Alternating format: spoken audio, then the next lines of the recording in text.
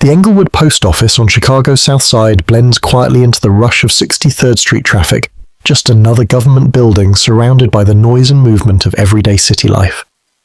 But beneath its plain facade lies a chilling past. This exact location was once the site of the infamous murder castle built by America's first known serial killer, H. Holmes. Though at least 9 deaths have been confirmed, many believe the true number of victims is far higher.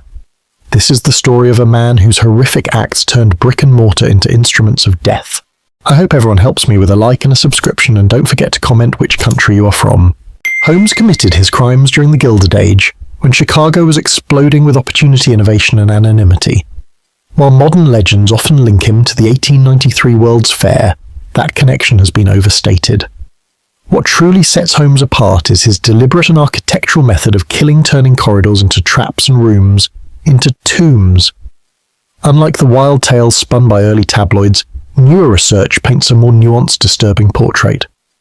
Lost in sensational headlines are the stories of lesser-known victims, obscure properties he owned, and the intricate investigation that finally unraveled his web of lies. Our journey through this dark past will take us across Chicago and beyond to places that have either been completely transformed or remain hauntingly unchanged since the 1890s. We'll explore how a rapidly industrializing city offered the perfect cover for a man like Holmes to exploit trust and vanish into the crowd. Born Herman Webster Mudgett on May 16, 1861 in Gilmanton, New Hampshire, he was raised in a devout Methodist household. Even as a child, he showed signs of detachment and a macabre curiosity. One infamous incident occurred when local bullies forced him into a doctor's office to touch a skeleton, an experience that, rather than frightening him, reportedly fascinated him and ignited a lifelong obsession with anatomy. Holmes is often quoted as saying, "I was born with the devil in me. I could not help the fact that I was a murderer." But according to historian Adam Selzer, this line was fabricated by a newspaper chasing headlines. This kind of exaggeration became typical in Holmes coverage, blurring the line between journalism and fiction. He later attended the University of Michigan's medical school and graduated in 1884 despite a lackluster academic record. There, under Professor William James Herdman, he refined a grim craft stealing cadavers, disfiguring them to conceal their identities and staging fake accidents to cash in on insurance policies taken out under false names. His personal life was a tapestry of deceit. At 19, he married Clara Lovering and had a son, but without ever divorcing her, he married Myrta Belknap in 1887 and Georgiana Yoke in 1894, maintaining 3 wives at once, all living in ignorance of one another. By 1886, Holmes had arrived in Chicago and adopted the name Henry Howard Holmes, likely inspired by Sherlock Holmes, the fictional detective just gaining popularity. The irony of naming himself after a master sleuth while orchestrating a web of crime highlights Holmes's dark wit. Today, the Chicago History Museum holds rare photos and artifacts linked to Holmes. Accounts from his time describe him as refined, impeccably dressed, and striking with sharp blue eyes and a carefully styled moustache. Police reports from the era confirm his charm and business acumen, which allowed him to win the confidence of many, especially women. At the corner of Wallace and 63rd Street, where the post office now stands, Holmes built what came to be known as his Castle of Horrors. In the growing commercial district of Englewood, his building blended in as a drugstore and hotel, but behind its walls, Holmes designed trapdoors, soundproof rooms, and secret chutes to the basement, where victims were dismembered or incinerated. The layout was so convoluted that even workers hired to construct it didn't fully understand what they were building. The castle was not just a place, it was a machine of murder, and Holmes was its sole engineer. The Englewood neighborhood once boasted a bustling streetcar line connecting it to downtown Chicago. At the heart of this district, Holmes began his Chicago life working at a drugstore reportedly owned by a Mrs. Elizabeth Holton.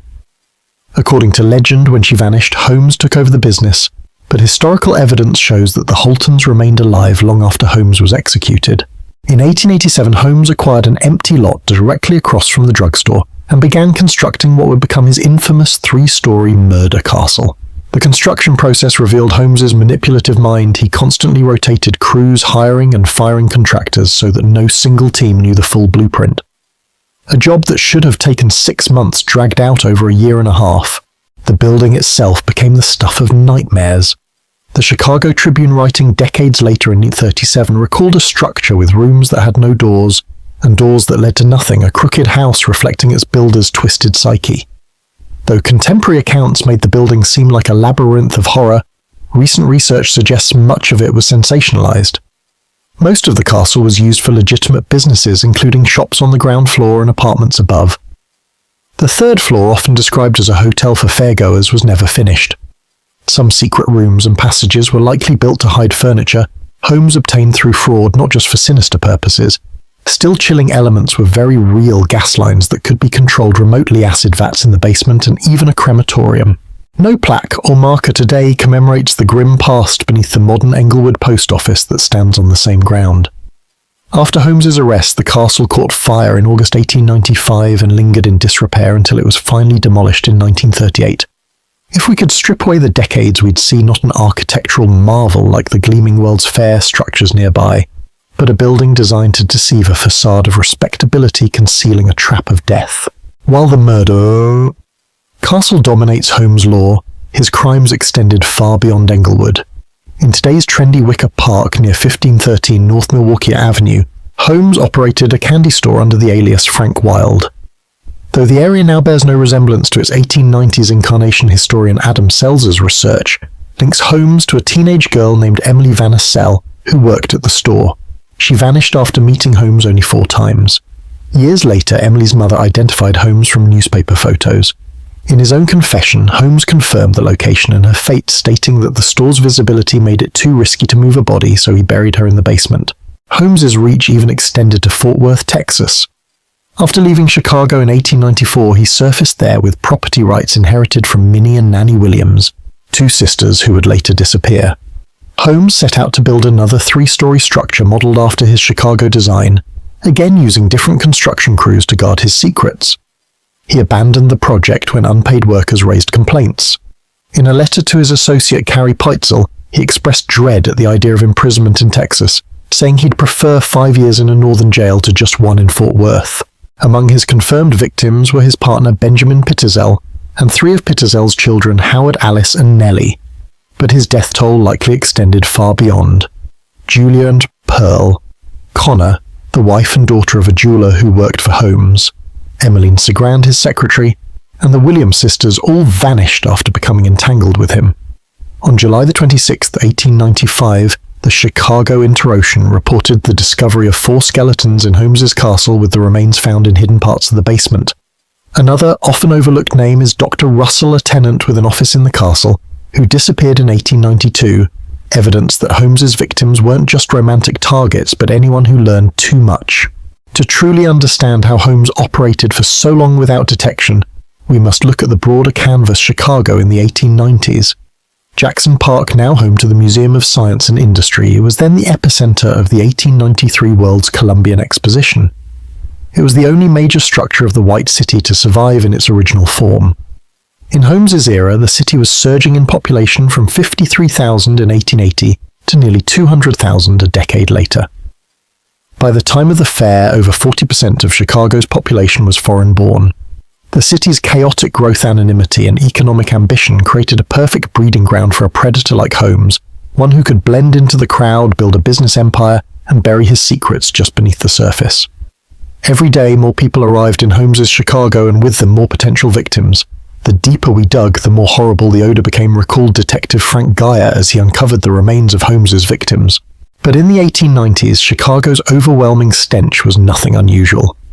The streets were layered in horse manure, the river served as an open sewer, and the nearby stockyards gave off a sickly sweet rot that carried for miles. In this chaotic sensory environment, even the foulest smells coming from Holmes's basement could go unnoticed, just more background noise in a city already drowning in it.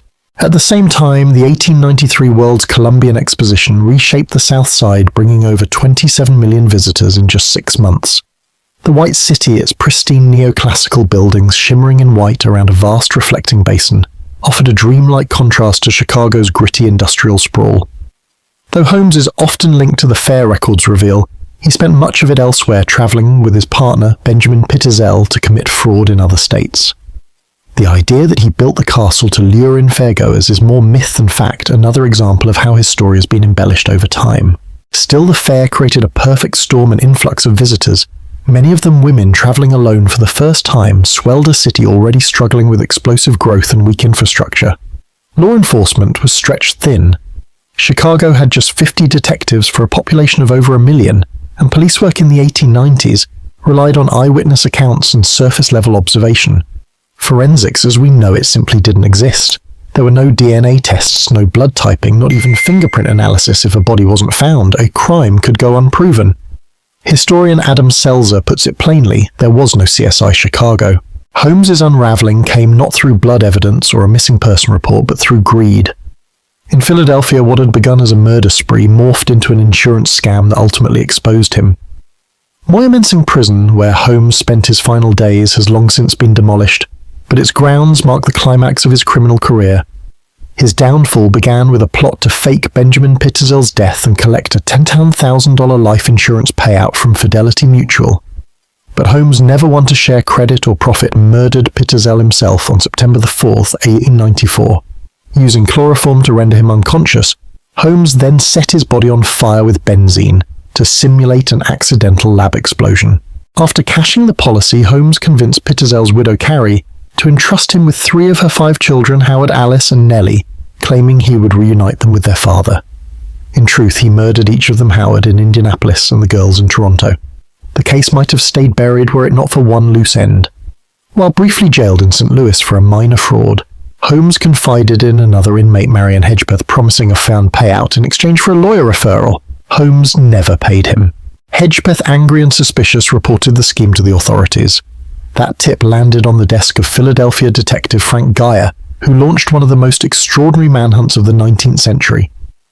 Geyer painstakingly tracked Holmes's movements through the Midwest and into Canada, ultimately locating the remains of the Pitterzel children in hidden locations across 2 countries. As the puzzle pieces came together, the Chicago Chronicle declared on July 27, 1895, the list of the supposed slain now numbers 10 persons. The scope of Holmes's crimes stunned the nation. His arrest in Boston on November 17, 1894, initially for horse theft in Texas, quickly escalated into something far darker. Geyer's own account. The Holmes-Pitterzel case, published in 1896, described a killer without remorse, a man responsible for at least 27 deaths, men, women, and innocent children alike.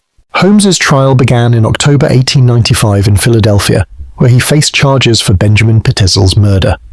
The Philadelphia Inquirer covered every moment, running headlines like "Holmes confesses 27 murders and every detail of his fearful crimes told."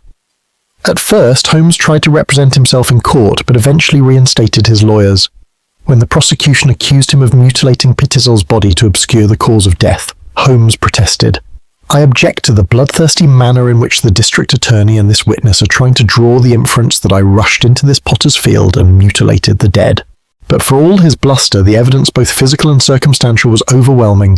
The man who had fooled so many with charm and deception could no longer escape judgment. His end was near. When Holmes objected during the trial, claiming the district attorney was drawing conclusions about the mutilation of his friend's body, District Attorney Graham swiftly countered, "You are drawing the inferences yourself." It took the jury only 3 hours on November 3, 1895 to reach their verdict, guilty of first-degree murder.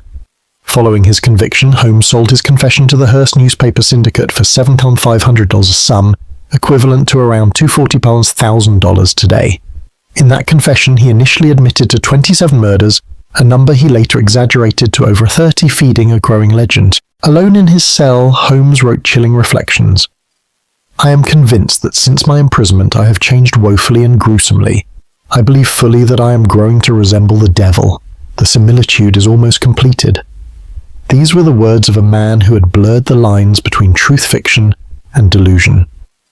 On May 7, 1896, at Moyamensing Prison, Holmes faced his final morning with eerie calm. He reportedly held out his hand to a guard and said, "Look at that, not much nervousness about that was there." Then turning to Assistant Superintendent Alexander Richardson, he added, "Take your time, Richardson, I'm in no hurry." As he stood on the gallows, Holmes offered a final statement, not to confess, but to distance himself from the most damning of his crimes.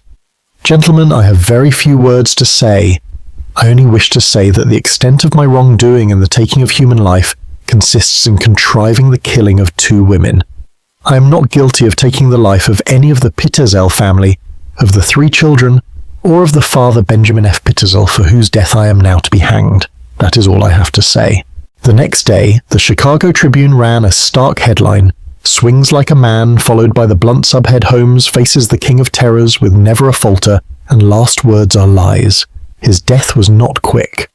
The hanging failed to break his neck, and Holmes slowly strangled for 15 to 20 minutes before being pronounced dead. Fearing posthumous mutilation by grave robbers, he had requested his coffin be sealed in cement and buried 10 feet deep. He was laid to rest in an unmarked grave at Holy Cross Cemetery in Yeadon, Pennsylvania. In 2010, over a century later, Holmes's remains were exhumed at the request of descendants to confirm his identity through DNA testing, silencing persistent rumors that he had somehow escaped execution. Even in death, Holmes had become the subject of myth.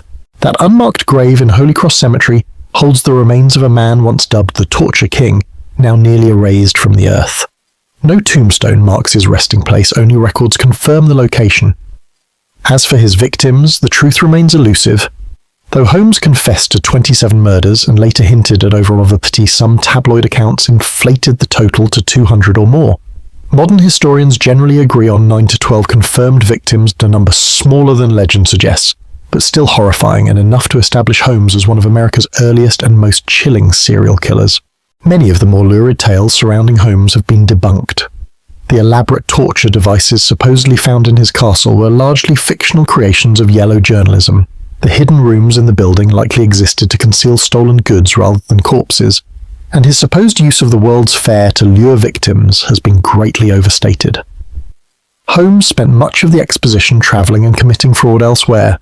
Still, the core of Holmes's story remains disturbingly true. A charismatic doctor who designed a building to facilitate murder, who killed with careful intent and without remorse, who lived multiple lives under various identities and maintained marriages to multiple women simultaneously. His story is a mirror, reflecting the flaws and vulnerabilities of a rapidly growing America in the 1890s, a place where anonymity reigned, where cities expanded faster than social safeguards could keep up, and where someone could reinvent themselves with ease, free from scrutiny. Holmes's case highlighted the primitive state of criminal investigation at the time. Law enforcement lacked coordination across jurisdictions and depended on observation and interviews, not science. The sensational coverage of the case contributed to his notoriety, but also obscured facts with fiction. Despite this, Holmes helped shape how the investigators approached serial killings for the generations to come. His case underscored the need for interdepartmental communication and laid groundwork for modern investigative practices. In the end, H.H. Holmes remains an unsettling enigma. He was a man who wore the mask of respectability while orchestrating atrocities in the shadows. His story captivates not because of the exaggerated horrors, but because it lays bare the human capacity for deception, cruelty, and manipulation. As Holmes once wrote in his prison confession, "I have every attribute of a degenerate, a moral idiot." In that rare moment of clarity, America's first documented serial killer may have spoken the only truth he ever truly meant. Thank you everyone for watching the whole video. Please like and subscribe to watch more good videos.